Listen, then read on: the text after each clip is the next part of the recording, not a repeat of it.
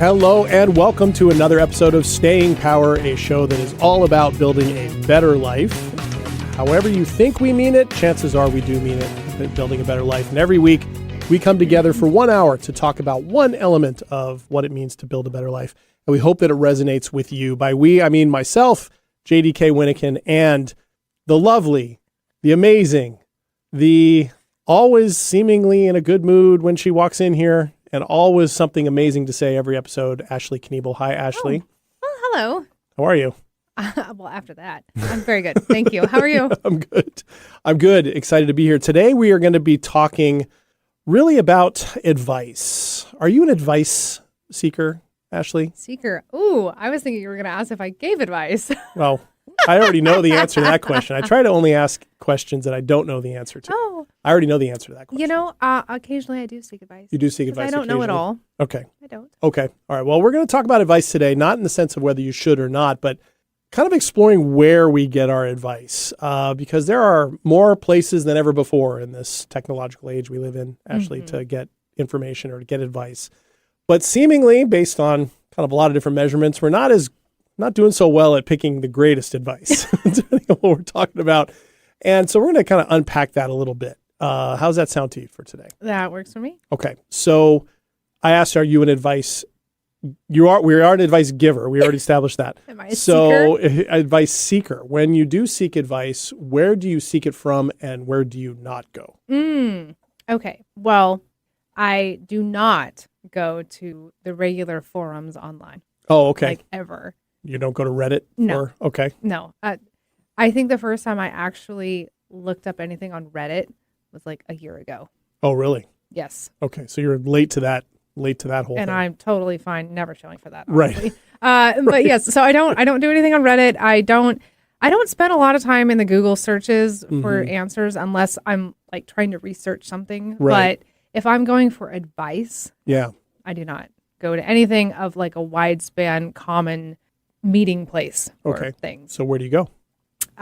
Usually depending on what it is, but most often I have a very small circle of people that I like, know, and trust and are older than me and I think are more wise than I am and have more life. Okay. And that know me pretty well. And those are usually the ones that I trust. Know that their advice is very sound and it's coming from a good place and it's not just going to try it. Right.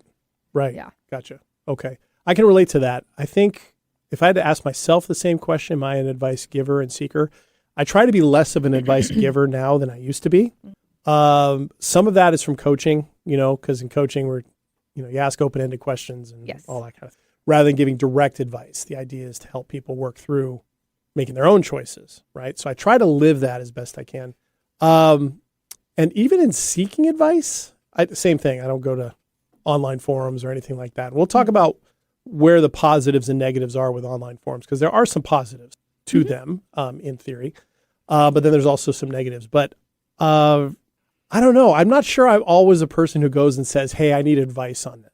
I oftentimes, and I don't know if it's because I just don't want to ask the question but I kind of go with curiosity. So this situation, how would you handle it? Right. Or, it depends on what it is, right? For me recently, I've been asking for advice from people that I trust around money issues, around investment, budgeting, how to best work with my finances in ways that I haven't done before.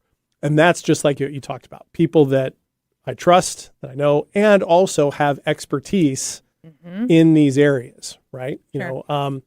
So how many, like when you ask for advice, like before you make a decision, like is there like a general number of people you get to where you feel like I've asked enough people, now I need to make a decision? Or can you ever get gridlocked in looking for advice all the time? I don't have a particular set of numbers of people to ask. And it's not like I mentioned before, I have maybe like 3 or 4 people I really, really trust that I might inquire. Your board of directors? My board of directors, yes. That I assigned. They had no idea. Lucky them. But it's not like I go to all of them and be like, okay, well, I went and got all 4 opinions, so now I can make my decision. It's not like that. Usually it depends on the topic. I will talk with maybe 1 or 2 people, and then I will reassess and be like, between those two board of directors and myself, do I feel like I can make a decision? Sometimes I'm like, I feel like I can get a little bit more knowledge on this, and that might help. But even then, before I go and do that, sometimes I'll sit and weigh out the scales of, do you really feel like their knowledge and opinion will actually, if you acted on what their advice was? yeah. Okay. Or do you think would it really make a difference? Would you feel more certain about making a decision because you have a third opinion backing it up? Or what would you do if then it was contradictory? Right. Now, is that going to actually like throw you for more of a loop? Are you confident enough already? Are you confident in the confidence that you have already? Right. And I can also see there being benefit if you had conflicting pieces. And this has happened with me, where I'm weighing those two things together, going, which one of these seems more me, more plausible, more useful, depending on what the circumstance. But man, if you get too many of those, that can be tough too. You ever got too many pieces of advice to know what to do? Yeah. Yeah. I mean, I would say probably when I was younger, Okay. didn't feel very confident in my own knowledge base, didn't have a worldly experience and things that I've gone through to build on my own 2 feet. So back then I would kind of get everybody in. Gotcha. And that didn't help very much. No, because I don't think actually much of it was useful. A lot of it was just to make me feel good. Or getting people's advice was a way of delaying making it in. It's okay. Awesome. Can you think of any specific example? You don't need to talk about it now, but maybe file it away for later. Can you think of it? Do you want an answer now? Sure. If you have one, one immediately comes to mind. I mean, I would say probably like early on in my dating life type of thing. Okay. Like you have, should I break up with him? Should I not? Should we make it work? Should I not? And Valid questions, by the way. yeah, they are valid. And looking back, I'm like, I really didn't know the depth of what that question was that I was asking. Sure. If you could take this advice and go back, right? But what I would ask my friends and the people close to me, and then all my girlfriends, because we want to, right, whatnot. And I'm like, at that time, like, they didn't know any better. Sure. Yeah, there is that. Which, they did their effort to make me feel good. But again, I don't think their advice was helpful. Right, exactly. Okay, well, the reason I'm asking all these questions, and really you've kind of elucidated all the things that we're going to talk about here. You're welcome. In some ways. Thank you. I knew you would. Just kind of was confident about it. It's because there's so many different pieces here, right? You're talking about an example where you're mainly talking to friends when you're talking about the dating example when you're younger. Talking to friends, and what can easily happen when we talk to friends is we go for them for advice. We say we need advice, and what we're going to them for is empathy or emotional support, or vice versa. We can say we're going for emotional support, and we end up getting advice, right? I don't know about you, but there's nothing that drives me crazier faster than somebody giving me advice when I didn't have it. Oh, yeah. Yeah. You have to ask permission. Yeah. Do you cut that off if somebody's giving you advice that you haven't asked for? Do you cut it off like I do? Sometimes. And it always surprises people when I do that because I don't normally do that with stuff. I usually let stuff roll. Like if someone's sharing something, I let something roll. But when that happens, someone's giving me advice I didn't ask for, and the other one that I cut off right away. If somebody tells me what I'm thinking or what my reality is on something. Do you give anybody a pass? Do I give anybody a pass? Maybe for a little bit to make sure I'm right that that's what they're actually doing. So like if your parents are saying something to you, you're not like, I didn't ask mom, stay in your lane. My parents will get the most leeway. Sure. They will get the most leeway. Mainly because I know, first of all, where they're coming from. And I've had conversations with my folks about these things before. And they know what I prefer.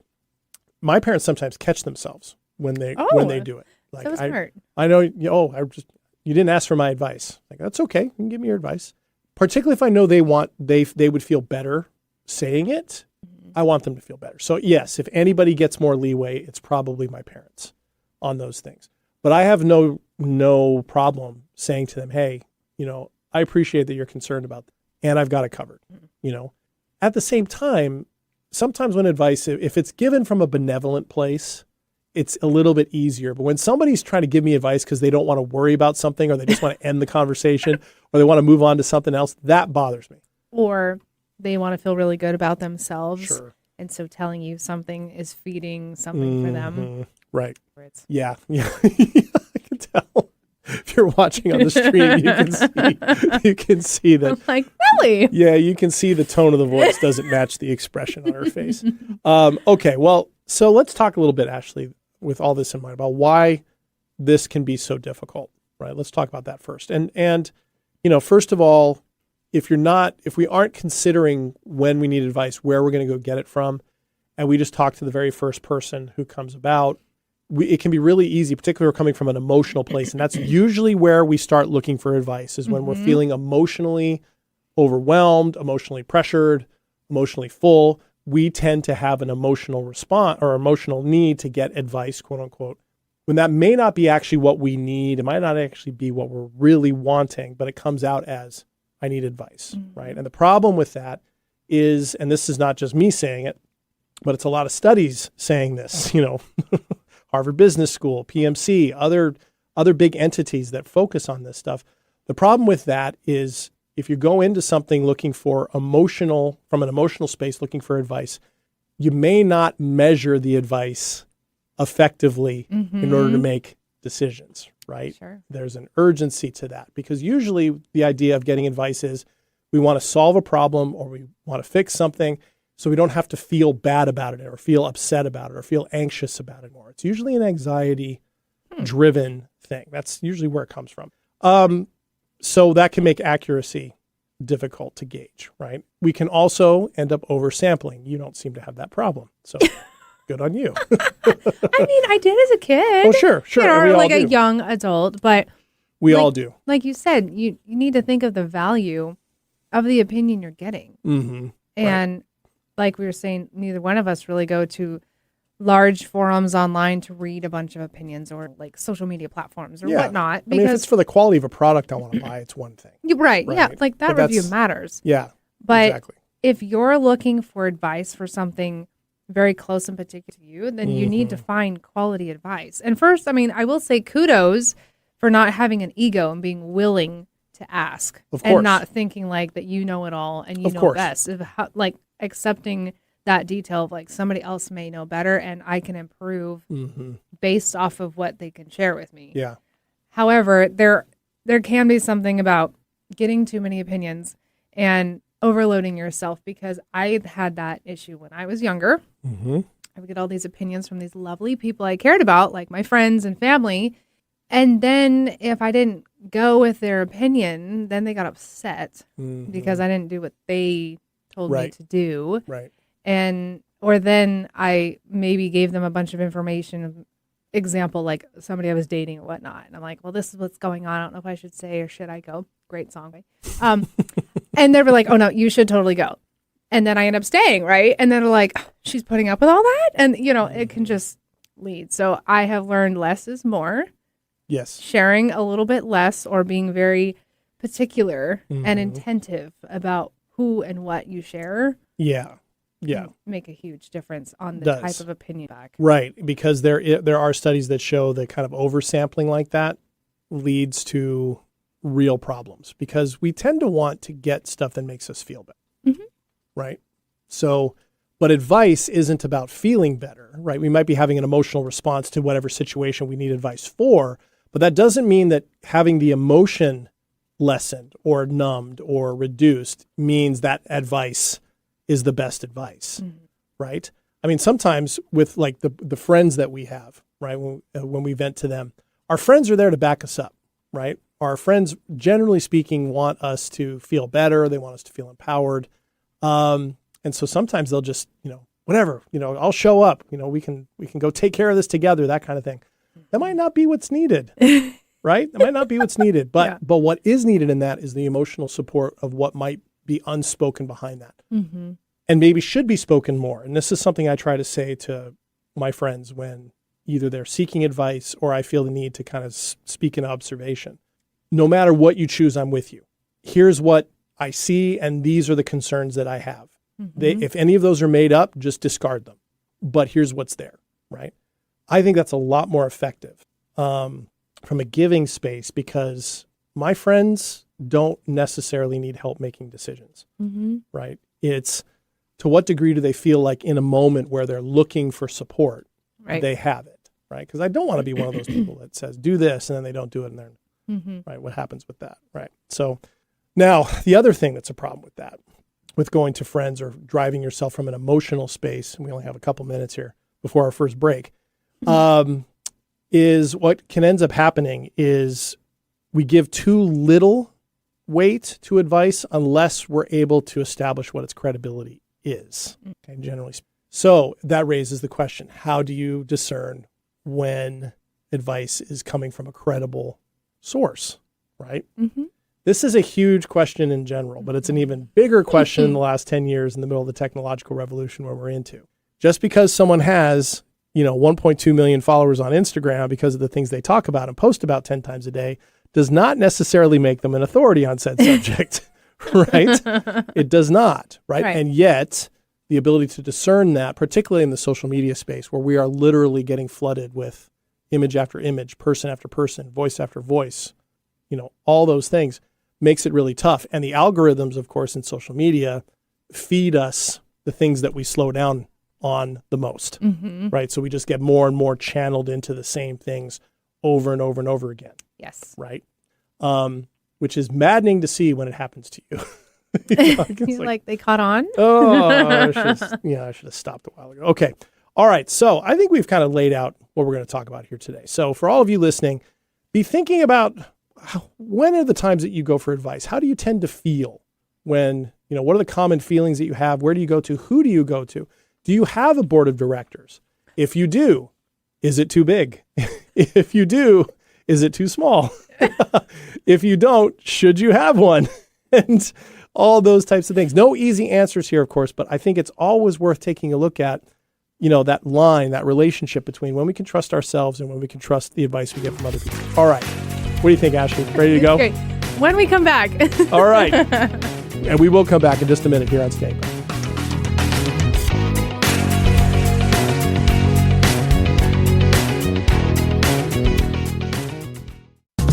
Here's the deal. We gotta set ourselves up. See, retirement is the long game. We gotta make moves and make them early. Set up goals. Don't worry about a setback. Just save up and stack up to reach them. Let's put ourselves in the right position. Pre-game to greater things. Start building your retirement plan at thisispretirement.org. Brought to you by AARP and the Ad Council. Hello, I'm Chris Erdman. Every Wednesday at 8 a.m. on KKNW, I sit down with inspiring entrepreneurs, creative minds, and game changers to uncover the real stories behind their business. On my show, Made of More, we explore the challenges that they've overcome, the breakthroughs that they've celebrated, and the mindset that drives them forward. If you're ready to unlock your full entrepreneurial potential, Made of More is the show for you, because here we know you are made of more. Every Wednesday at 8 a.m. on KKNW. Walking your talk? Take us with you. The KKNW app makes streaming our programming easy on your phone or tablet. Welcome back to Staying Power. JD here with Ashley. Hello. And we are talking about getting advice. Where should we get it from? How should we go about looking for it? How well do we understand why we are looking for it the way we are? And then, of course, what to do with it. So we talked in the first segment, Ashley, about some examples for us and some of the challenges in this. And I think if we were going to break this down for our listeners into kind of two dividing points, I think when it comes to advice, we need to start being really clear about what we're looking for. Mm-hmm. Are we looking for comfort in a given situation, or are we looking for competence? Now, we could be looking for both, right? Sure. If we have a good trusted friend who, we have a certain situation, I'll take mine, like my financial stuff, the advice I've been getting. I have a couple of friends who are really good at this. I have one friend in particular who is really knowledgeable on this stuff and also is a great friend who knows how to provide comfort and empathy and understanding. And so I go to her on a regular basis and I get both, right, from those things. However, I am really clear that what I'm seeking is, okay, what do you think on this? The competence. Her background is in finance. She does very well for herself in terms of her own financial planning and saving and all that kind of stuff. Mm-hmm. But I also know that I'm going to get some comfort out of that. But every once in a while, I think I talked about her a couple of weeks ago. She can give me a good swift kick in the butt when it comes to. I recall this. Yeah, yes. yeah. So she's good at that. But have I met her? Sadly, we'd be friends. Yeah. Yeah, you're a fan of anybody who's willing to give me a swift kick in the butt. I know this. But nevertheless, I think differentiating that, because it can be really easy to want comfort and then the advice doesn't land well if the advice is difficult, right, to hear. But we also, if we're looking for advice on a certain situation, certain decision we have to make, we also have to be prepared that we may not get an answer or advice that makes us feel exactly that comfortable, right? So with that, what do you think of that dividing line, comfort and competence? I think it's a completely valid one to consider when looking for that, because that would be a really good question to ask yourself is, what am I really looking for right now? Do I need a soundboard just to sort through my thoughts, a person to listen, and a person to give open-ended questions and some insight, and that's it? Or do I really actually want to pose the question of, I need advice, you have knowledge, can you give me some of your knowledge on this so that I can take that information and go back and make a sound decision? Because that's just it, is a lot of times we look for other people to make the decision for us, right? Because it's uncomfortable. And so it's so much easier having somebody else tell you what to do when it's uncomfortable. That's the one time we enjoy being a kid, because we're just told what to do. We don't have to think about the difficult things because it's being laid out for you. That's the great fun thing of being an adult, is you get the freedom to make decisions what you want to do with your life. Right. And that includes the difficult, really impactful ones. Right. And I speak from experience on this of when I was peeking into my adult life and starting to make more impactful decisions for myself, that I found I would still go to people they're very competent people. And because they're so competent, I'm like, make the decision for me. Oh. And they were wise enough to tell me, no, I will give you more information to help you build a foundation to create a decision on. Yeah. But I'm not going to make that decision for you. That is still up to you. And that dividing line was kind of like a sweet kiss and a slap in the face at the same time, to be honest. That's really well put. Because I'm like, it didn't feel great because it didn't solve my initial problem of like, make the decision for me. But I'm like, but I walked away with something really valuable and I can use this. Right. And I'm actually better off after that conversation, even though I didn't walk away with originally what I hoped for. Right. Right. And it's a great reminder to all of us, because we can turn this around and talk about giving advice, right? We could do a whole, what to do and what not to do. That would seem to me to be on page 1 of giving advice. That is like, no. If somebody's looking to for you to make the decision for them, steer clear of that, right? And just say, here are the options, right? That type of thing. So it's so important in all of that. And again, kind of coming back to my earlier comment, then say, I'm going to support you either way, right? And if this happens, we can talk again, right? Or if something goes wrong, we can talk again, that type of thing. Another piece that comes with this, though, is I think it's important to ask ourselves, when we are looking for advice, how much of this is being driven by something that is urgent or feels urgent emotionally, like I got to figure this out so I can feel better? Does it actually have urgency to it that you need this advice to make a decision this quickly, right? Or is this something that's advice where you really need to be coming from a place of deliberation, something that needs time to figure out? Now, there may not always be a differentiation between those things. And sometimes depends on the advice. Like if something has happened, like you're in a car accident and you've been hurt and you need a injury attorney, you need to find one. We know one. Right. We do know one. An excellent one, as a matter of fact. However, that's one thing. Like, who do you know that can do this? Because then hopefully you're reaching out to somebody you trust and they can recommend somebody, since you trust them, you feel better about trusting whoever they're recommending, right? There's that. But if we are treating something with urgency, it's worth asking the question, is it really urgent in the sense of I have to make this decision rapidly? Or am I just feeling so uncomfortable, I want this discomfort to go away? And so I'm pushing that. Because if it is that, we are likely to tack towards the thing that is going to make us feel better the fastest, which may not be the best advice and might be somebody telling you what to do. And, who knows, there's all of Or that means putting that decision off as long. Right. Because you know what could possibly be your repercussions on the other side. And sometimes you don't actually always, you never feel ready. And feeling ready, I think, is just a fluffy idea.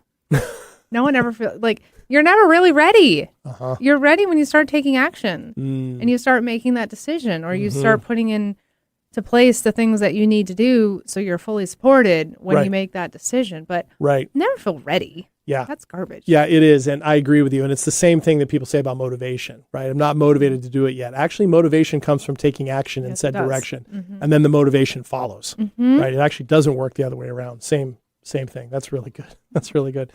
You know, and of course, and what can be so easy too is sometimes these days people go to one of two sources. Crowd sites like Reddit, you mentioned, or AI, right? And enter in those things. And AI is the one, of course, that's so revolutionary lately that's going to have to kind of play out, I think, for a while. You know, like people going to that for therapeutic advice and, you know, all that kind of stuff. But that's, of course, just accumulated by whatever's on the internet, of course. And then crowd places like Reddit, that type of thing, they're really popular for a reason, but they're counterproductive in the sense of if you have an urgent decision you need to make, I wonder what you're hoping to get there. You know, besides you're going to get 1 million points of view, you're going to get at least a few people who call you names, right? Oh, of course. You know, so you're going to not feel any better about the situation. And there's absolutely no way to vet anybody who's on there for who they are, what they might be about, whether they're actually real. Could be a chatbot for all you know. You know, there's so many things about that are a problem. And crowds, and this is the problem with having too many people give advice. They just gets noisy. It's not all that helpful. So. Well, and I mean, I know people, and I'm not like shaming these people for going on those sites and whatnot. That's fine. I will. I'm just joking. joking. Did we swap seats for once? I know.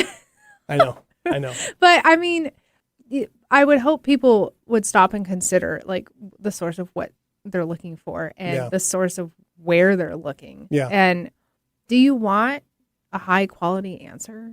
Do you want a really valuable piece of advice?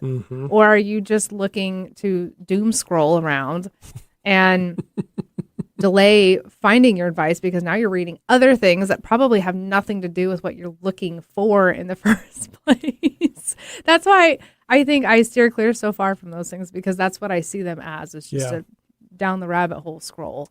And it doesn't usually bring a lot of value. It will stir up a lot of emotions that then just cloud your inner focus of trying to make the decision in the first place. Yeah, and you know, I think some of it comes from a well-meaning place of let me read what people have to say, what are the differing opinions, maybe some things I hadn't thought about. But once again, these are all from just random people who are anonymous on the internet. And particularly when we live in this age of so much information at our fingertips, so many places, and yet that by its very definition makes it hard to discern what's quality and what isn't. So let's talk a little bit about some of those things. So let's go back and forth here, Ashley. What are some characteristics, in your opinion, of who to listen to and who not to? Like, when is somebody worth listening to and when are they? I would always say somebody who has a very good, sound moral compass. Okay. Now, that is also based on personal opinion. Okay. Because I do know some people that look up to those and they're like, oh, they're so great because of this, this, and this. And then I know people literally on the other side of that coin, they're like, oh, that person's terrible because of this, this, and this, right? So it's a personal choice of who do you think has a good, sound moral compass. Is that another way of saying like matches your values that are the same to you? Okay. Or has certain ethical principles? Yes. Okay. Ones that either A, you have and want to further solidify, or B, that you're striving to figure out how to be more like. Okay. Hopefully it's a good person. Okay.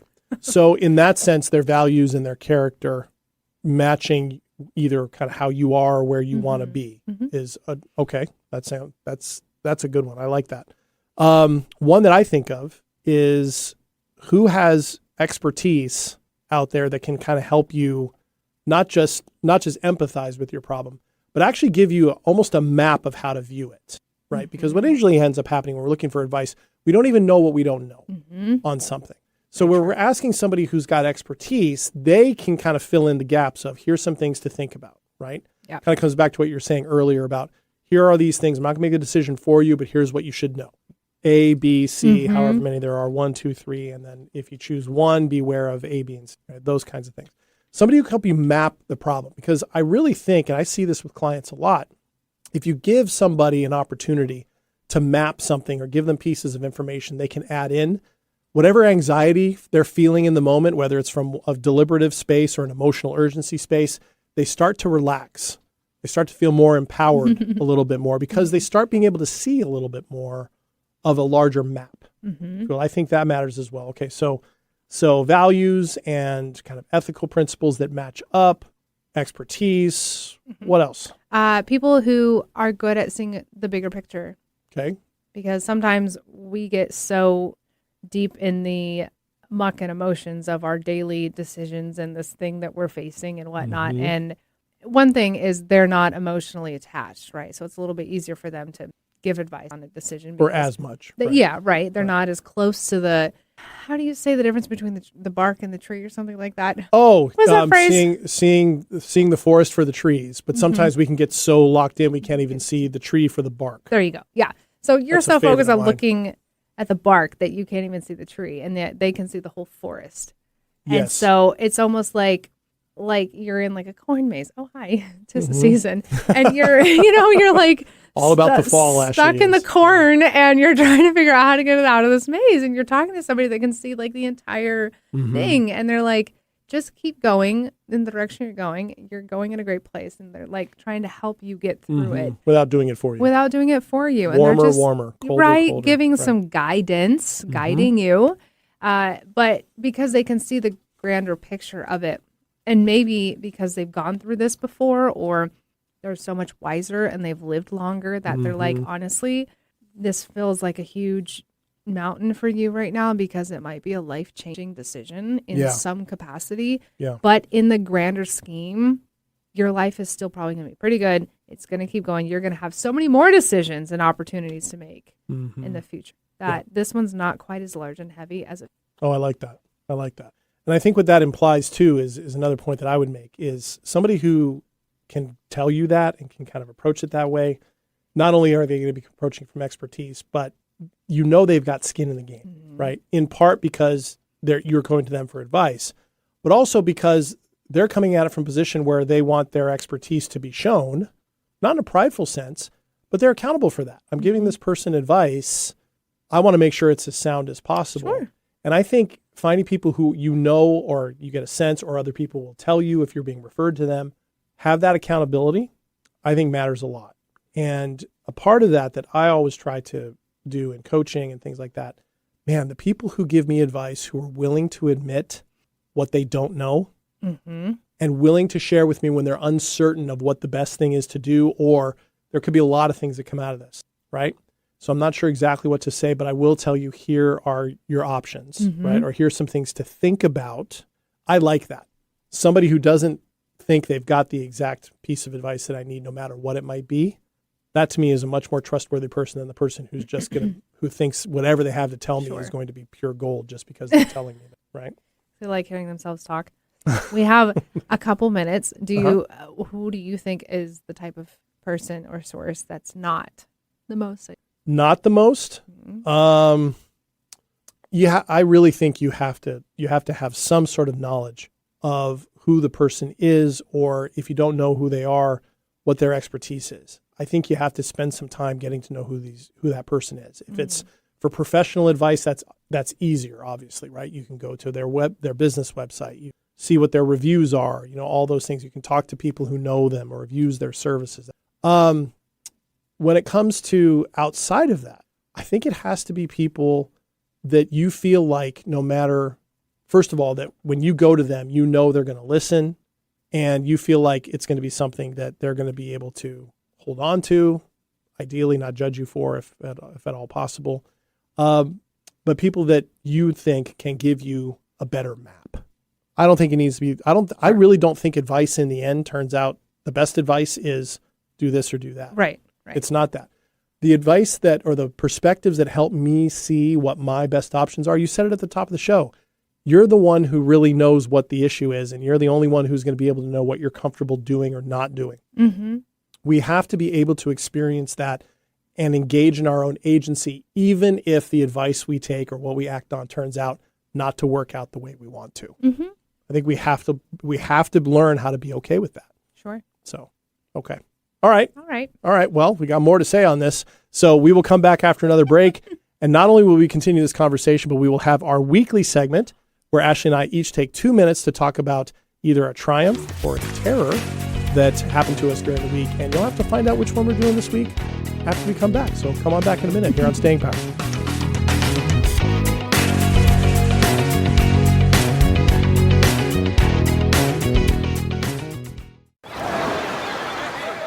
Hear that? That's the sound of your life. Perfectly imperfect.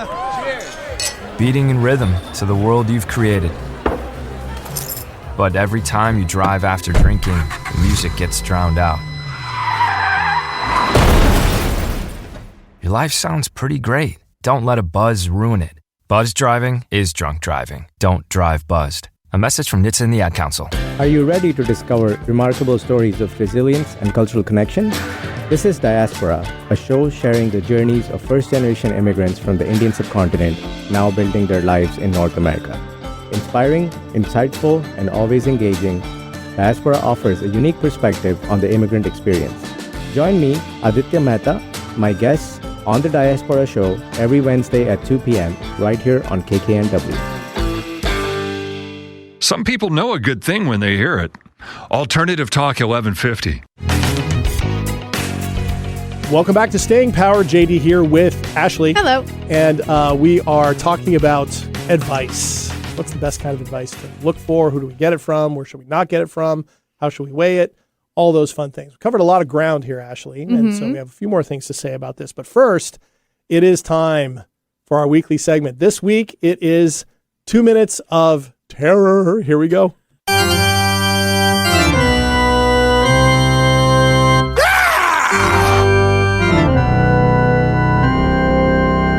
Scream is so good. Right? With you sometimes. I know. I don't know. All right. My terror, it's so difficult, but I am human. I've been noticing more gray hairs. Oh, no. I know. And I'm like, is it just a Halloween thing? Like, it's going to go away, right? I'm kidding. I'm just embracing. I'm almost 35. Like, that sounds weird to say, but this is where we're at. But I'm like, I thought this only happened to people like in your 70s. Okay. So I was not expecting, because when I was younger, I'm like, old people have, gray hair. Right. I wasn't expecting at my ripe young age to have this. Okay. Like how many are we talking about, Ashley? Because I'm looking at you right now and I don't see any. Because I dye my hair. Ah, okay. Duh. Okay. There's just certain, like if I pull my hair back, then I can see them like during, like in my part and here on the sides and whatever. And I'm like, what are those? So articulate the terror. Just the idea that this means you're getting older? I just wasn't expecting that. Well, because we associate that with a sign of age. And I do not feel old. Neither do I, but I'm a lot older than you. And so I'm like, am I? Do I need to face the reality here that I'm not facing? Am I in denial? Like, what's going on? We can all say, no matter what age we are not as young as we used to be. Yeah, right? That's true. I mean, I definitely like where I'm at. This is like prime right now. I'm loving you my are. 30s. 30s are great. Can I just stay here? No, you can't. Can't. So now I'm like, great. In 5 years, when I hit 40, how many more gray hairs am I going to have? Probably more, but you're going to cover them up because you're dyeing your hair. So now what I will tell you is they do increase, but you like your 30s, 50s are fun. The 50s are fun because you really do recognize more and more what you really care about and what's not worth caring about at all. Sure. And there's some liberation in that. And I've got more grays. Oh, yeah. I actually saw a few in your chin hairs over there. I was like, on the side of my hair, and it's what? Yeah, but the silver fox thing on men is good. It's true. But I haven't heard them be like, that silver foxy lady over there. I never. But you know what though? But I also think that's not true. I think there's a lot of women that I see who have gray hair who look great, and I think more women would benefit from just embracing that because it's actually natural and real, and that's where you are. But to each his own, right? Make your own decisions. Okay, so that's where I'm at. All right, where are you at with your terror? You know what? Wow. Yeah. What's yours? deep terror. Right now, it's about the fact that you're talking about being in your 30s and I'm in my 50s. So that's. Is that what your terror is? No, that's not my terror. I was like, wow, okay. I'm actually buying time because I blanked on my terror. So, because I just got so transfixed on your whole idea. So how about I run with this one? My terror right now is the fact that I can't remember what my terror was. So Sign of this old might age. it's old age exactly. So we have found a common thread here. And I think last week you forgot your keys and then your phone. I know and there is that. Oh my gosh, you're right. That's right. That was last time. Yeah. So maybe that's the terror, but that is actually what I've got is the terror is I'm actually right on the radio looking right in the camera. I don't know what it is. It's gone. Okay. Well, that's all right. We can embrace that too. All right. So maybe I need to get some advice on how to strengthen my memory. I write it down. Write it down. That's what I do. I support myself. Okay. Thanks for rolling with that, Ashley. Okay. All right. Back to here in the last segment, talking about where should we go for advice and how do we measure it? And hopefully everything we've shared so far with all of you listening has been helpful in kind of discerning out a few things. And just not more so, really not to give you advice on how to get advice, but to just kind of talk about the things that kind of get in the way or the things that we don't notice because it's such an automatic thing. When we want advice, there's usually an urgency behind it or maybe a sense of needing to get it done or needing to get it addressed right away. And we've talked about a lot of different challenges, of course, but it's worth remembering a couple other things. Wherever we're getting advice is going to come with the biases of the person giving it to us. People tend to give advice for understandable reasons from their own experience of what has worked for them and what hasn't worked for them, no matter what we're talking about, right? And that's why it's worth remembering that, which is, so maybe asking 3 or 4 different people for some things and seeing what the common threads are can be really helpful. That's something that I do sometimes. If it's really something that I know nothing about and I'm not sure if asking one person is enough, based on their expertise, I'll ask a few and just see what the common threads are. Right. And those common threads help me a little bit more. Right. So it's important to be aware of that. Right. So they tend to be, people recommend based on what has tended to work for them. Right. So, so some real life examples of things like this. It's easy for us as coaches, right, to say a coach and a mentor is a really, really good place to start. Why do you think that's the case? A coach or a mentor as opposed to a really good friend? Well, because coaches and mentors come with the idea that they've gone through some sort of training, certification, expertise. They've spent time studying a particular topic or things that they have more tools in their toolbox. And so we automatically give them, what is the word I'm looking for? We automatically give them up on a platform that they must know more than me. Credence, right? We give them credence for that. Sure. They must know more than I do. They must know more than my neighbor or my friend because they have spent time dedicating to this particular practice and whatnot. And that's not necessarily wrong. Coaches are great. Mentors are great. Yeah. And coaches and mentors sometimes know questions to ask, even if they're not really experts in the area that you're looking for advice in. It's more about, okay, well, what can you ask or what can you do to get more information that would be helpful for you, right? I think one thing as a coach that I'm always aware of is sometimes people are looking for advice as a shorthand to not have to investigate it themselves. Yeah. To do that. And that combined with wanting somebody else to make the decision for you is a fear-based response. And a lack of trust in oneself, right? To make a decision and be able to live with that. And that can come from a lot of things. For people who are perfectionists, that can be really, really, really tough, right? To not only ask for advice because you feel imperfect doing it, but then to make a choice based on said advice because perfectionists tend to want to make the perfect choice with the perfect outcome, right? Even though you cannot predict what that outcome is going to be. So that can make it tough. Well, one thing I guess it probably would have fit better in our segment, but it'll fit equally well in this one, I think, is also when you're looking at who is good, you do want to look on the flip side of who, like we said earlier, who is not necessarily good. And mentors and coaches, obviously, if you're going to one that has a certificate backing or has gone through practice and studies and whatnot, is good. Those that even then I'm I would like to know more about their personal self. And that's not something that I am given rights to, right? If I don't know them outside of a professional setting, that's all you know. But knowing people and what they've been through and what kind of person they are, to me, is really important to know. Should I even merit any of their advice. Because if I don't like the life that they live, why would I want to get advice from them? Now it can be double-sided. Sure. Because you could say in the examples I've been using where it's like relationship advice. Do you want to, and you've got questions, do you want to go to somebody that you know has a super healthy, long-term relationship and get advice from them about like, what worked or what do they do and how do they handle difficulty? Or do you want to go to the person that you know that's been divorced 3 times? Because they also know things. Now, depends if they feel like they were the thread in all 3 of those or, or if like circumstances happen and whatever. They might also be great on advice of what not to do. Exactly. Right. I'm like, there are equal amounts of probably decent advice in both of those. But I would probably look at, if I'm looking for relationship advice of what's going to work, I'm like, I want to talk to the people of what worked.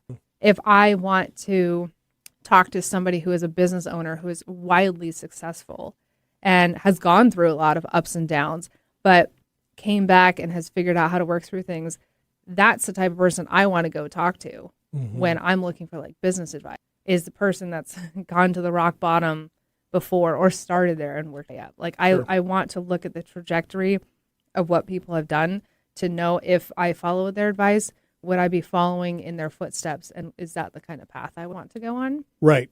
I think with a coach and a mentor, I think that absolutely there's more room there, right? Because I think a good mentor or coach in part is going to share a little bit of their own experience. That's why that is. With a therapist, for example, you're not going to get as much, right? Most therapists are trained not to share, right? Because the idea is their expertise and their objectivity and their a little bit of distance, a little bit of, from that is going to encourage that person, their client, to have to stand on their own 2 feet and act on their own agency.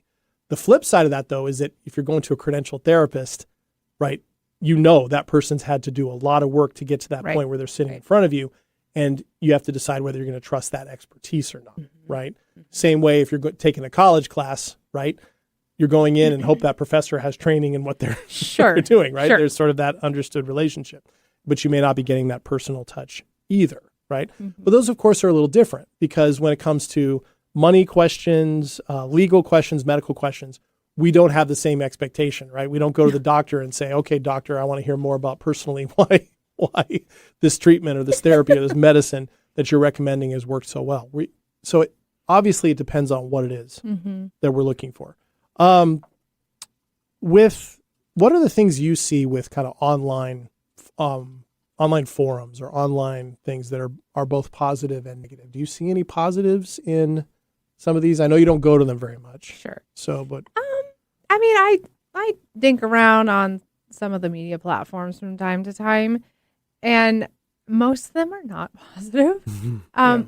However, that doesn't mean positivity does not exist there. I just think the negative ones are louder. They are more popular because they attract more differentiation of opinions, and it elicits people who have strong opinions behind keyboards to unite. And sometimes when your life is a little dull and you need something to distract you from your life, you will seek out that kind of drama, right? There are positive ones on there, though. And if you seek them out, you will find them. Oh, yeah. And they'll find you. Yeah. I do believe what you seek out, you will find. Yeah. It just might take a little more digging. Right. It certainly has the advantage of speed, right? If you need to get information or you want advice or want to read other people's advice and see that other people out there are struggling with the same question or have asked advice before, that's probably the biggest draw I would think of Reddit, right? It's all these questions and people gravitate towards the questions that they've asked themselves, right? So what would this be? So there's that. There's a sense of community, but only to me it's on the most shallow, of levels, at least at first. However, I also know that there are online platforms, subreddits, and things like that for groups that feel really stigmatized or alone, or, it's an area difficult to talk about with family, where you can go and hear from people who are in similar situations. I know it can certainly have advantages there, and certainly they also can point to resources, right? So there are those positives I see, but but certainly when it comes to accuracy, nuance, emotional guardrails, right? These communities just tend not to have them because they're refereed by, well, they're not supposed to. Right. I mean, we go there with the expectation that they're like a potluck of people and opinions, and you're just taking a little bit of everybody's. Yeah. You know? Yeah. Yeah. And this is where I think it's important to draw a distinction between getting advice that's really sound and getting peer support. Those two things can overlap, but I think it's important not to assume they overlap. That peer support on something, if somebody says, yeah, I know exactly how you feel, I've been there, here's what I did, here's what I think, blah, blah, blah. The peer support part of that can be great. You're not on your own. You're not the first person to face this. You're not the last. There's some comfort in that. But to think that that by itself constitutes sound advice, I think can be problematic and actually can end up being kind of disappointing, right? And then and particularly for online ones, but even groups like peer support groups that meet in person, you get 50 opinions on something that you should do. You can kind of get frozen in place by those things. And that doesn't feel much better. You're like, maybe, okay, all these other people see me, but none of us know what to do. Right. That says, okay, so 50 people can feel just like me, but 51 of us have no idea what to do. That may not be all that helpful either. So I think that's important. So I think for me, those things, if they are important, they're a starting line, and that's it. Yes. Right. Yeah. And I mean, this is really across the board of like what you're looking for. Like we say advice, you know, it could be smaller things throughout the day of like, where should I go eat dinner? Or what's the best pet food for my animal? Or, you know, things like that, which I think those are totally relevant. But when it's like really, really impactful things on your life, like you're important and your decisions are important. And equally where you get your advice from should be as important as you are in your own eyes. Ooh, I like that. And I would put that side by side as we wrap up this episode of Staying Power. I put that side by side with pairing exactly what Ashley said with taking a good look at why you are looking for the advice in that moment, emotionally, what might be driving you, right? And are you really looking for advice or are you really looking for support? Those might be two different things, and you might get those things from different sources. So, all right. Ashley, thank you. Thank you. That was great. Thank you so much for your input on that. We hope that was helpful for all of you who are listening. And remember, if you miss any of this episode or would like to catch up on other episodes of Staying Power, you can get this as a podcast wherever you get your podcasts. We also have our own YouTube channel, so you can watch these episodes as well. And you can find us on Instagram, on Facebook, and at stayingpowershow@gmail.com. We'd love to hear from you. You can also find out more about us at our radio home, 1150 AM KKNW in Seattle. Thank you so much to them for all their support. And there is more on the way. We will be back next week with another episode talking all about a different way to build a better life. And of course, as always, I'm just JD. I'm always Ashley. We will see you next week, as always. Bye.